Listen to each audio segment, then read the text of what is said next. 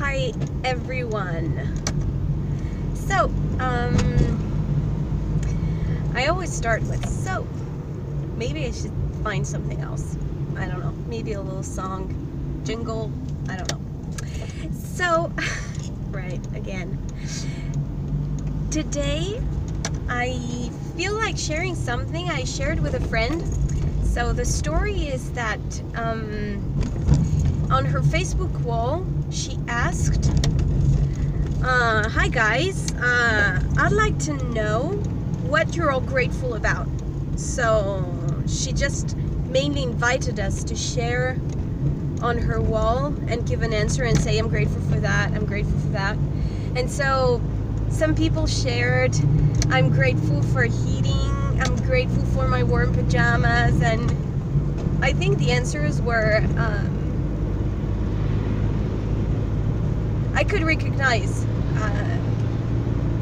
I could recognize myself in those answers. And well, it's quite important to be able to see all the things we have. And one thing I've realized is that in this stressful society, okay, when I say stressful society, I'm not saying that everything is horrible and stressful and things like that. It's not that. But it is part of that, of the description of our society. I would say a correct description to say that it is a stressful society. Yeah. So there are good things too. But so what I was saying is that in this stressful society, it's very easy to see all the things we don't have, especially because of medias and publicity and ads and things like that. And social medias also, social medias that give often an image of a perfect life that does not exist, right? And pictures that are, that you can take a picture of yourself and make it better, take away the skin defects or anything like that. So because of that, it's very easy to start going into a frenzy of feeling of the frenzy of I don't have enough, I don't have enough. And this is a frenzy, and it actually does not describe reality. I mean, I'm not talking about people who have real problems. Okay, sometimes you do have real problems. Sometimes you don't have enough money for the month and for many months in a row, and you have to feed your kids, and you don't have money to feed your kids, right? So I'm not talking about real problems. I know that we have real problems, but I think that amongst all our problems and our worries, we can sometimes recognize between a real problem and something that is not a real problem. Once I met a Tibetan Lama who, his story is quite interesting because, so he's Tibetan, and you know what happens in Tibet, what has been happening in Tibet for 70 years maybe, very, very terrible things. And Tibetan people have suffered a lot from the oppression of Chinese government. I'm talking about government here. I'm not talking about Chinese people. I think Chinese people are delightful. But, yeah. And so a lot of Tibetan people have fled from their country for the last 70 years. And they have made, a lot have made very dangerous journeys through the mountains, to be able to flee, to get away of the country. And they've gone through many dangers. And so he did that with a group of other Tibetan people, with a guide. And he said that for many, many days they didn't have enough food. They didn't have food enough. And yeah, they were very cold and they were close to death. And so he would always say about our problems, Western problems. Again, I'm not talking about real problems. I know that in the West we have real problems, okay? But he was more talking about those problems, the fake problems where you're in a frenzy, you don't have big enough, a TV that is big enough, or you don't have the perfect boyfriend, or you have some pounds that, you know, you'd like to have to weigh less pounds or things like that. They're really not real problems. So he said, this is not a problem. He said, you people get crazy for nothing. And I think there was wisdom. There's wisdom in what he was saying. And so yeah, all the things, I think it's a good thing to be able to realize the good things we have. Now, this, I am not advocating for, I'm not advocating for forcing yourself or forcing yourself into convincing yourself that everything is perfect, because this is insensible.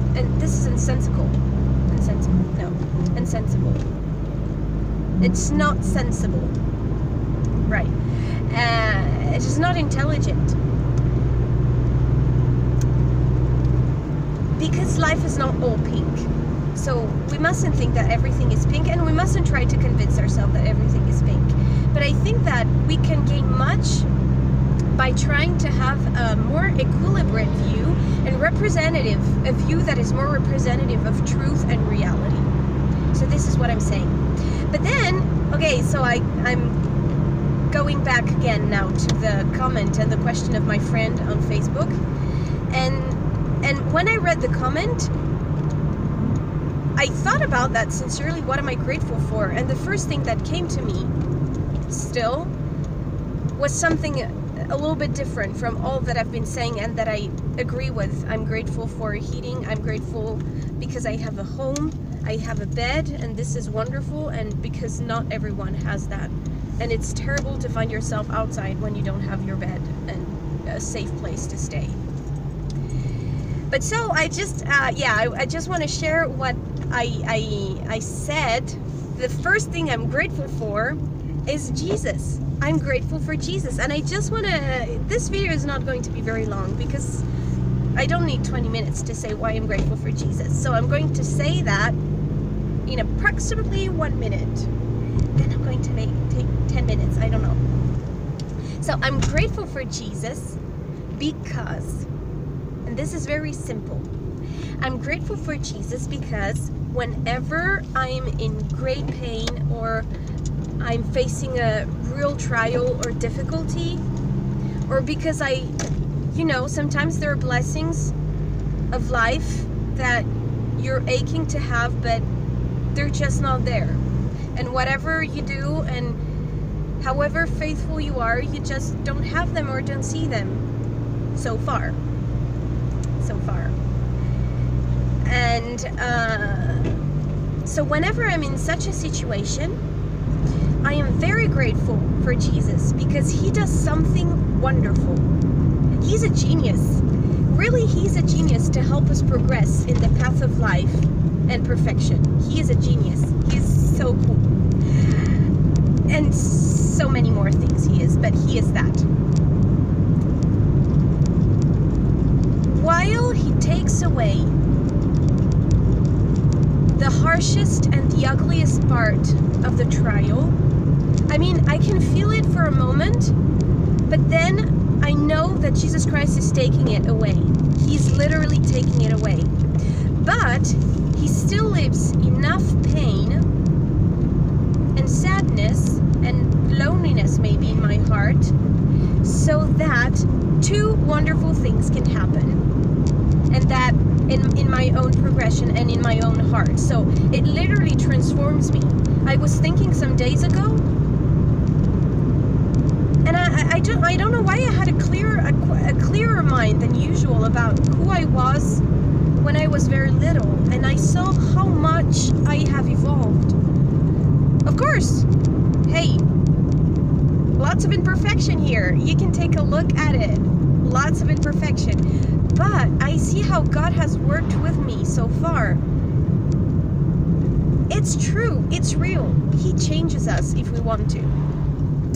And so what was I saying? I completely forgot what I was saying. What was I saying? What was I saying? I don't know. Yes, the two wonderful things that happen because of that. The thing that he walks with me, he carries me literally when it's too hard, but he lets me, he leaves some pain, some sadness, some loneliness, some things like that in my heart, so that two wonderful things can happen. The first thing is that my heart becomes more compassionate. Think about it. When you go through trials and sorrows and pains, if you go through those trials with humility of heart, it makes your heart deeper. It's like your heart is a well that can contain water, and the water is compassion and understanding for other people's suffering. And this well, your experience and the experience God gives you makes it always deeper and deeper and deeper until it becomes larger and deeper and larger until it becomes an infinite well. I mean, a well that can contain an infinite amount of compassion. And that is the heart of Jesus. But ours is supposed to become like that if we want to. And so this is the first wonder that he makes because of that, is that my heart becomes more and more able to feel compassion. And I don't think that there is a greater gift than to be able to feel, not just sometimes and then, you know, but forever, always, to have your heart transformed so much that you become pure love. So that's the first gift. And the second gift, which is linked to it, is that because of that, my heart becomes more able to love Jesus back. Because we always say, Jesus loves me, Jesus loves me. It's true, man, brother, sister, it's true. He loves us perfectly. But do we love him back in return? Do we really want to love him back in return? And if we really want to love him back in return and become able to do that, because being able to love Jesus Christ, well, we need a gift of pure love, again, to be able to do that. And so, this is the second gift, is that this little pain or sorrow or something that is left enables my heart and transforms it so much that, and oh, again, it's little by little, step by step. It's a process. It's a process. Whatever. So it's a process. It's a process. Maybe. And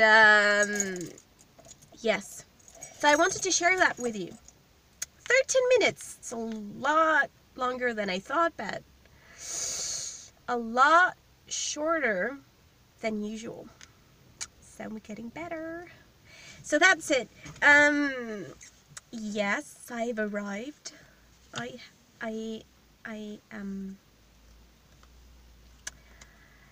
here. So yes, I just wanted to share that with you. So I'm grateful for Jesus. And this I wanted to share with you because you're my brothers and sisters, and you're God's children, and you matter to him. So have a wonderful, a Merry Christmas and nice holidays and a Happy New Year. Bye-bye.